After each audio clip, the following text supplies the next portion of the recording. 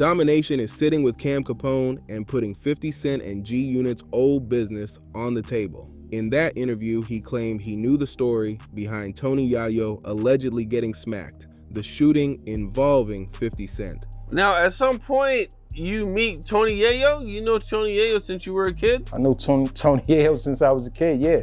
He was signed to not signed, because they wasn't signed, but they was in an underground group called Rags to Riches. It was him, Fat Shy, AKA DJ Rough Hands, God bless the dead, and my man Katif, God bless the dead. They call him Huey P. Do you remember how you guys met? Did you guys go to school together? No, we ain't go to school together. Yayo like 10 years older than me. We ain't go to school together. We met on the block. 134 God Brewer. Okay, so these were like your big homies that you looked up to. He was never my big homies. I never looked up to him, ever, in my life. And why things got that serious in the first place. He was not holding back. What stood out was how bothered he sounded by the idea of Tony Yayo being treated like his big homie. I have to be real, that part surprised me, because Tony Yayo always seemed like a respected name from the hood. Over the years, people never really had major dirt on Yayo. You did not constantly hear about him getting embarrassed in public, moving shady, or doing people foul. His name mostly stayed away from that kind of talk, but for some reason, Domination made it clear he was not accepting Yayo in that position, and that is where things got messy. Now, if you do not know the long history between Domination and 50 Cent, that story runs deep. What would you think, what would you say your like wildest situation growing up there? The wildest situation? Man, I don't think that's for the camera. Come on. So there was a time that we was on the block and a dude walked through with his girl, and he walked through a whole bunch of dudes because our block is, any given day is flooded. It's not like that now, but it was 20, 30 guys on the block. And when the guy walked by, dudes threw a duck sauce at his head. And it was, in retrospect, it was corny, but everybody was laughing about it. I really wasn't jacking it, but that's one of the scenarios, but. Okay, what happened after you guys threw the duck sauce at him? I mean, what you gonna do? You got 20, 30 people. What is a dude really gonna do? It was really like some bully, so I really didn't respect it, right? But that's one of the wild situations, you know? But there's other situations that it been dice games, like Tony Yayo was at a dice game. He was rolling dice with somebody and left. He got smacked. Guns came out. It was a Wild Wild West situation, you know? And it gets dangerous fast. Before the interview moved fully away from Tony Yayo, Domination told a wild story about Yayo allegedly getting slapped during a dice game. I am questioning if that Tony Yayo story is really true because the way it was told felt a little off. If somebody asked you, what is the craziest thing you ever went through? And the first thing you bring up is throwing something silly at somebody's head, I am looking at that sideways. That is the kind of stuff kids in the suburbs might do after school. That is not exactly some wild street story that makes everybody stop and listen. But then you follow it up with the Tony Yayo story, and now I am like, wait a minute, bro. If the Tony Yayo story really happened like that, would that not be the first thing you say? Would you not lead with, yo, Tony Yayo got slapped and things got tense fast?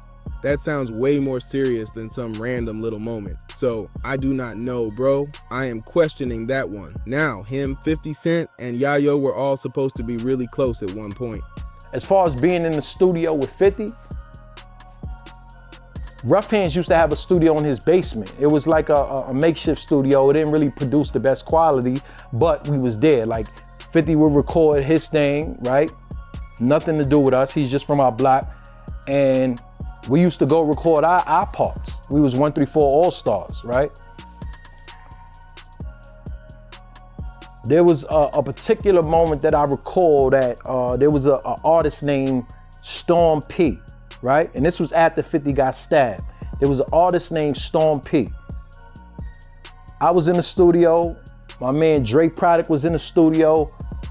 Doc Intelligence was in the studio. A dude named Gangsta Lou from Linden was in the studio. We was all there chilling, right? We was doing the mastermind. Smurf was there? Smurf was there. Yeah, Yayo was there and Banks was there, as a matter of fact. Also, yeah, they was on that, but Banks wasn't Banks at the time. He was Lazy Lloyd. He wasn't dealing with 50 at that time, right? So we go to the studio and whatnot. We waiting to record. There's a dude named Storm P. He's from Baisley Projects. He actually ended up being managed by Superstar J. I don't know if that's still true to this day, but he was nice. He was doing this beat. I don't recall the beat, but his bars was hard. I recall the bars. He said, I dodge potholes, man, so I don't my rims. You dodge puddles, so you don't your Timbs. And I was like, whew. He was young at the time, like our age, 18, 17, around that time. I'm like, oh, this nigga's nice. He's like, he was putting that, he was spitting that pain. So 50 came in the studio while we was in the studio, and he heard that. And he said, yo, who beat is that? Like, yo, I'm jumping on that. He ain't even asked boy that actually did the beat. He just said, yo, I'm jumping on that. So the engineers let him jump on the track. He said, rumor last year, 50 got bagged. Rumor this year, 50 got stabbed. What's the rumor next year, huh? 50 got mad and tore Jai head off with the 4-4 mag. He said something about black, my baby mom's a wild out and stabbed me worse than that, you know? So that was the issue, of course. From what I understand, Domination and 50 really fell out after 50 allegedly refused to pay his bond. Then he got out and they had that unforgettable radio phone argument. I think that call happened on Hot 97, if I am remembering right. But the bigger point is, Domination was close to 50 Cent then, so he was tapped into the stories behind that G-Unit history people only heard pieces of. One of those stories is 50 Cent's issues with Supreme and the events that allegedly led to 50 getting shot. According to Domination, that studio moment played a major role in how everything went left.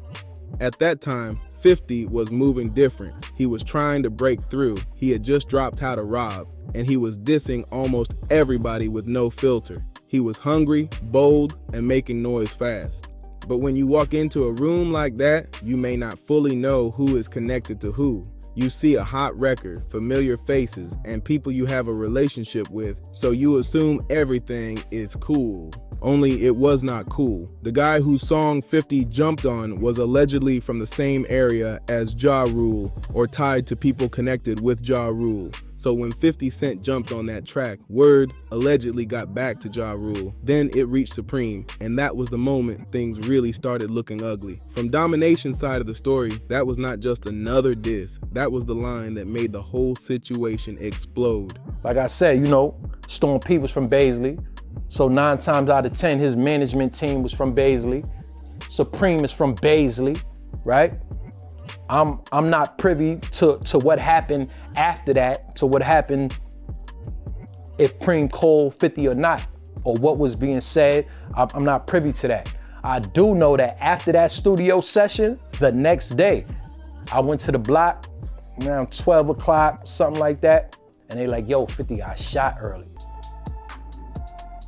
So we all go to the back blocks. It's taped off. So we actually honestly thought he was dead. We didn't know he made it. We thought he was dead, you know? Right, when I reversed, I said, I seen the car coming. I'm trying to be considerate. But I thought 50 saw it, so he ain't say nothing. But when I turned around, I'm like, yo, who this? I seen somebody jumping out the car. He seen the car, but he didn't see the person jump out the car. That's what I mean. I asked him, yo, who this? He like, I'm waiting for a response. And the response I get was, oh, so I'm like, oh, when I turned, niggas started shooting. So I forgot the car was in reverse. I'm thinking the car's in drive. So when I step on the gas, I hit their car. Thinking that I was gonna go forward, I went backwards. So when I went backwards, I hit my head. That froze me. But 50 said he didn't get shot to this point here when it froze me. that's when the gunman came around the car and he shot us. But in that process, the girl was screaming. She like, drive, drive. So that's what woke me up. And I drove down the block and I drove him to the hospital. Okay, and so did you reverse the car at all after you kind of started to take off? I just told you I had the car in reverse. I said that. Okay, let me explain that. Sorry, bro. Let me explain a little bit better. So you guys start to take off. At any point, did you guys like... Oh, yeah. I see what you said, yeah. I did reverse back. When 50 told me he had a gun, I did reverse back. I didn't think you wanted me to say... I see what you did. You went and you seen what I said before. All right, yeah. I had a gun. Yeah, we had guns in the car. I backed up. I said, yo, I was gonna go back to shoot. But he was already hurt, and Shorty was like, yo, take him to the hospital, take him to the hospital. So I took him to the hospital. I couldn't take hearing what she was saying. She was all hysterical. I had to get her out the car. So when I got her out of the car, it was just me and 50. I wasn't from Queens, so I told him to stay up. Yo, you gotta direct me to the hospital. So he directed me to the hospital. Were you shot at this time? I didn't know I was shot until I got to the hospital. Where were you shot at? I got shot in my left hand. It went in and out. You didn't even know you were shot for all that time driving and everything? Nah, I didn't know I was shot. The way, like, it went through my flesh. Like, it wasn't really like, it's like through right here. So he got shot how many days after? Just a day after? The day after, yes, the day after. The way I picture it, the guy from the studio probably went back and told J. Rule, Supreme, or people around them, hey bro, I was in the studio, 50 just jumped on the song, he said this, and I did not know what was going on. Do not put that on me, because if he stayed quiet, that could have looked crazy. Imagine the song drops, and they find out this was somebody from around the way who let 50 Cent get on a track and diss Ja Rule. That would have put him in a bad spot fast, so he spoke up. Domination did not go too deep into the exact conversation, but he made it sound like that was the final straw before things got dangerous.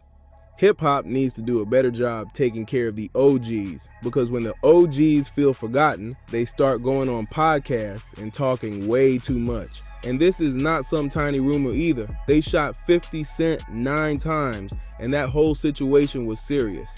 If nobody has been arrested for it, why come on a podcast and start confirming pieces of a story that could still bring heat? I know he said, man, certain things I can't speak on, but then what made him think this situation was safe to speak on? And that is the part that makes this whole interview feel risky. Because when people start speaking on old street situations like it is just regular hip-hop gossip, they forget that real names, real cases, and real lives are tied to it. Domination is talking like somebody who was really around during that era, so people are going to listen closely. But that also means every little detail he gives can turn into something bigger, especially when the story involves 50 Cent getting shot and all the drama around Queens at that time. And let's keep it real, 50 Cent built part of his whole legend off surviving that moment. That shooting became part of his story, part of his music, and part of why people looked at him like he was untouchable. So when somebody from back then comes out and starts giving names, timelines, and behind the scenes pieces, it is not just messy, it is dangerous territory. I do not know, man. This whole thing just feels wild. Again, hip-hop has to do a better job taking care of the OGs, because when people feel left out and forgotten, they start telling every old story they can tell just to get booked for the next interview. No disrespect to Domination at all, because it is still love and respect on my side. I just do not understand why you would sit on a podcast and speak on stories this serious, especially when real people and real situations are attached to them. Get in the comment section and tell me what you think. Is this too much? Is this crossing the line? This is Dripzine, and I am out. Peace. What the Yeah.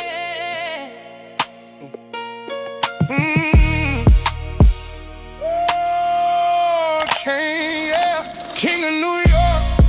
I'm the motherfucking king of New York. Got my own champagne, so I'm popping the cork. On your mind, no cap, I pop up in your thoughts. I'm from where you mind your business and you don't say shit. Stay out of the courts, call my lawyer. All I say to reply to the law. I'm from the south side of the board. I'm from the south side of the board. I could've died on that floor, but it wasn't my time. I'ma grind a little more. Bullet holes in my body to remind me it's war. Nothing I got was given, had to slide through the door. They ain't wanna let me in, had to find a new door. When you got nothing to lose, you live outside of the law. Better act blind if you saw. King of New York. I'm the motherfucking king of New York. Got my own champagne, so I'm popping the cork. On your mind, no cap, I pop up in your thoughts. I'm from where you mind your business and you don't say shit. Stay out of the courts, call my lawyer. All I say to reply to the law. I'm from the south side of the board. I'm from the south side of the board. J-A-M-A, Jamaica. I-C-A, Jamaica. J-A-M-A, Jamaica. I'm from the south side of Queens, New York. Bulletproof this, bulletproof that. Niggas try to kill me, push my roof back. Tell them come and get me, yeah I shoot back. Mama left me young, I could've used that as an excuse, but I was destined to be king. Took 9 shots, dusted off, no thing. Don't wanna rap about it, I just let my soul sing. I gotta make it to heaven, hopefully I'm going, cause it feels like I've been in hell for all of my life. It's the unit, all of my life. It's the unit, I'm the king on these sides. It's the unit, and we ain't ducking drama, we slide.